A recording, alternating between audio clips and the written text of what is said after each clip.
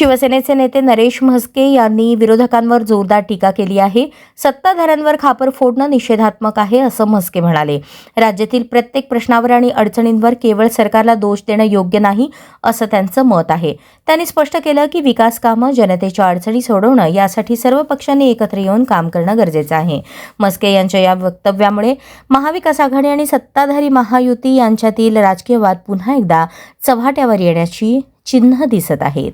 ज्याने कोणी अशा पद्धतीचं कृत्य केलं आहे ते निषेधात्मक आहे आणि यावरती पोलिसांनी कठोर कारवाई करावी, त्या गुन्हेगाराला शोधावा अशी मागणी शिवसेनेतर्फे आम्ही या ठिकाणी करीत आहोत आणि पोलीस त्याचा शोध घेत आहेत. परंतु या घटनेचा संदर्भ घेऊन